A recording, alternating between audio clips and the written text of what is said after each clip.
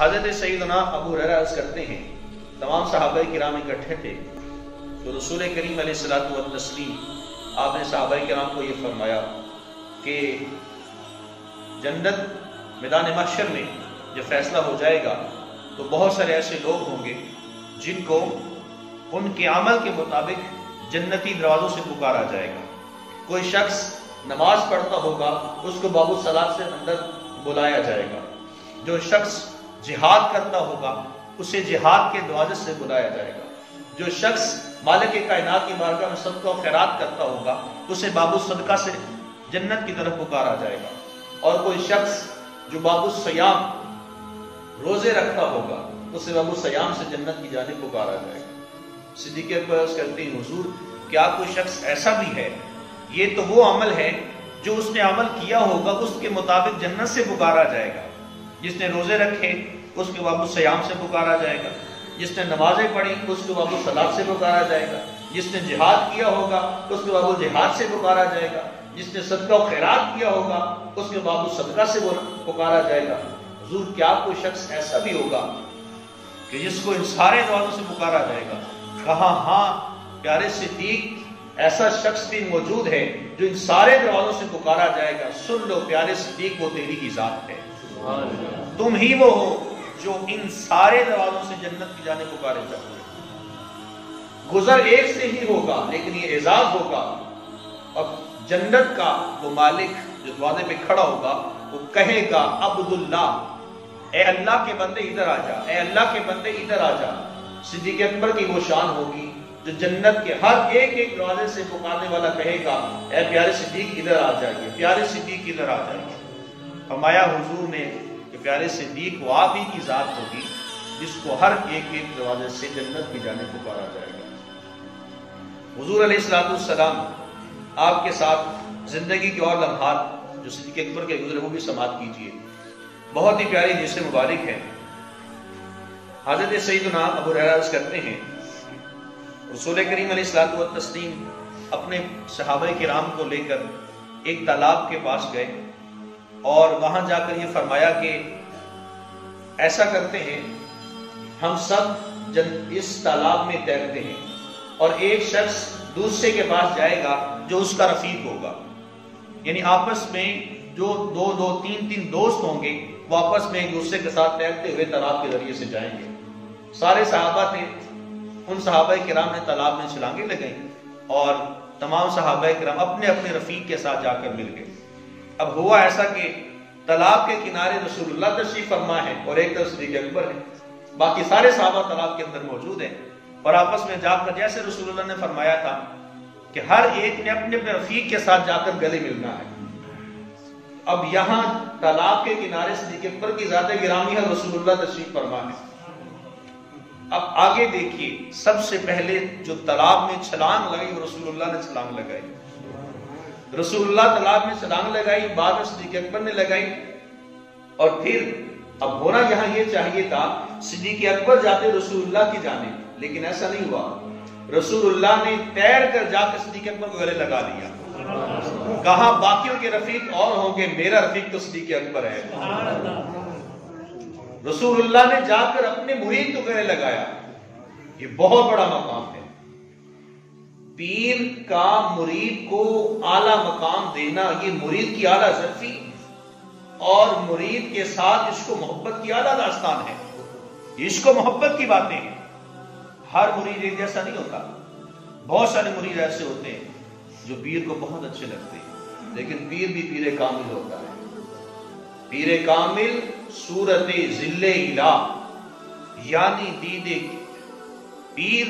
کبریا، پیر کامل تو وہ پیر کامل ہوتا ہے جس کو دیکھنے سے ہی اللہ کی یاد آ جائے۔ تو مرید بھی وہ مرید ہوتا ہے جو اپنے پیر کا عکس ہو۔ یہاں رسول اللہ نے اپنے مرید کو گلے لگایا ہے، تالاب میں باقی صحابہ نے ایک دوسرے کو گلے لگا لیا، لیکن یہاں رسول اللہ تیر کر خود گئے اور جا کر صدیق اکبر کو گلے لگا لیا۔ یہاں اپنا اپنا رفیق، اور پھر یہی وہ مقام تھا یہاں فرمایا رسول اللہ نے اگر میں رب کے سوا کسی کو خلیل بناتا تو میں صدیق اکبر کو بناتا۔ حضور نبی کریم صلی اللہ علیہ وسلم صحابہ کرام کے سامنے جنتی باتیں فرما رہے تھے، جس شخص میں ایسا عمل ہوگا وہ جنتی ہوگا، جس میں یہ ہوگا وہ جنتی ہوگا۔ آقا کریم علیہ الصلوۃ والتسلیم نے 360 خصلتوں کا ذکر کیا، فرمایا کہ ان 360 خصلتوں میں کسی شخص کے اندر ایک خصلت پائی جائے گی، مالک کائنات اسے جنت میں داخل کر دے گا۔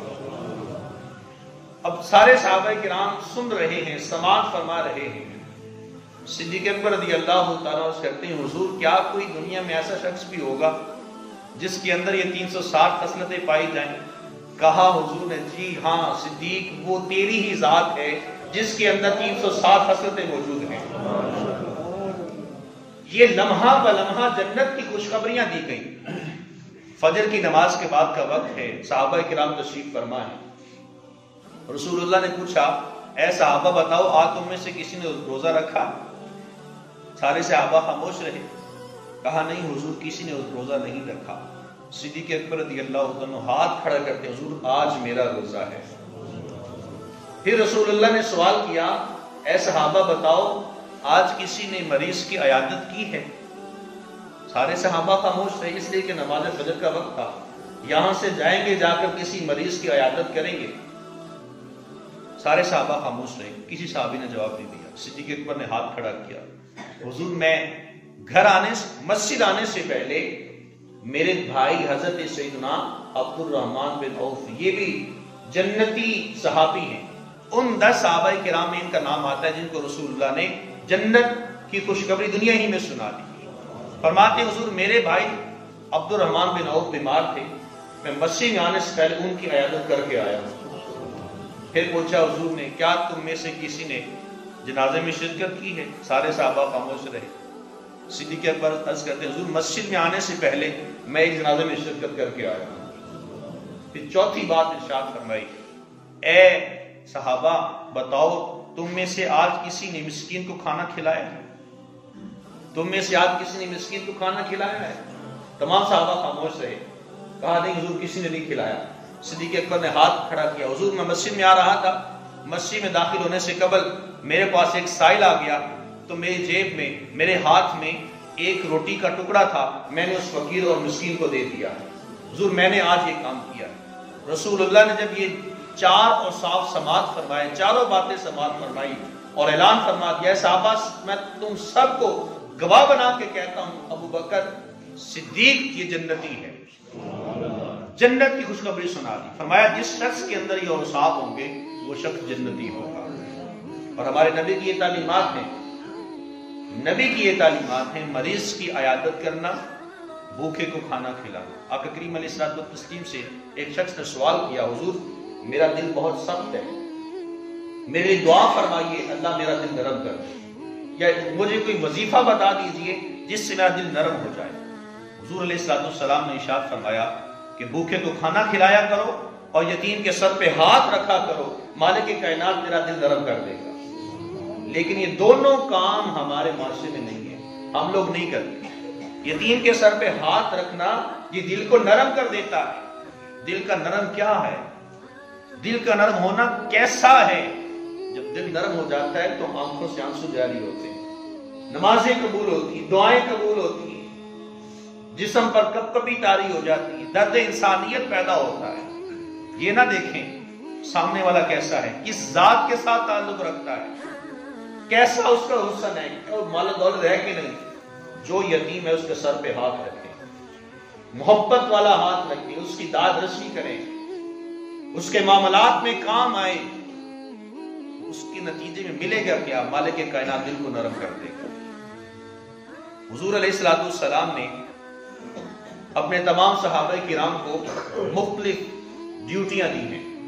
حضور علیہ الصلوۃ والسلام نے ارشاد فرمایا کہ ہر ایک نبی کے آسمانوں پر اور زمینوں پر وزیر ہوتے ہیں، اور آسمانوں پر وزیر وہ حضرت سیدنا جبریل امین علیہ السلام اور میکائیل علیہ السلام ہیں، اور میرے زمین پر جو وزیر ہیں وہ ایک ابو بکر ہے اور دوسرا عمر فاروق ہے۔ اور انہی 2 شخصیات کے بارے میں رسول اللہ نے ارشاد فرمایا۔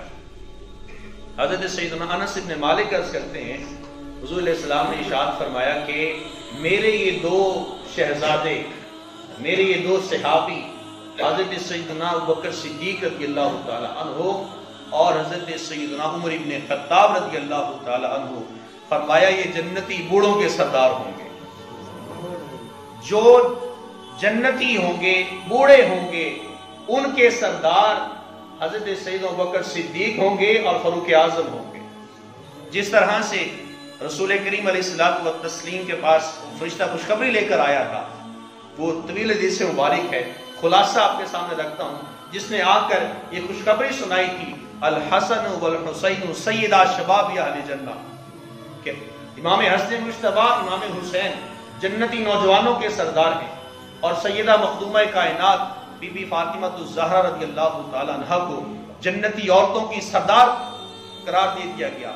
इसी तरह से यहाँ रसूलुल्लाह सल्लल्लाहु अलैहि वसल्लम ने हज़रत सैयदना अबू बकर सिद्दीक रज़ी अल्लाह ताला अन्हु और फारूक आज़म रज़ी अल्लाह ताला अन्हु को फरमाया कि मेरे ये दो सहाबी, इनको ज़ाते शेखैन कहा जाता है, फरमाया ये दोनों सहाबी मेरे जन्नती बूढ़ों के सरदार होंगे। ये रसूलुल्लाह ने एक ऐलान फरमाया है, दिन में बात आ सकती थी, नौजवानों को भी नवाज दिया, औरतों को भी नवाज दिया, बूढ़े किधर जाएंगे? रसूलुल्लाह ने बूढ़ों को भी तनहा नहीं छोड़ा, कहा मैं अपने खलील जो मेरा दोस्त है, मेरा महबूब है, सफर हदर मेरे साथ रहने वाला है, बूढ़ों को भी खुशखबरी सुना दी। बूढ़ों परेशान नहीं होना, रसूलुल्लाह का वो सहाबी तुम्हारा सरदार होगा जो सफर हदर में रसूलुल्लाह के साथ रहे, जिनको वो मकाम हासिल है कि जब रसूलुल्लाह तशरीफ फरमा ना होते तो फिर इमामत का हक सिद्दीक़ अकबर के सर जाता। हज़रत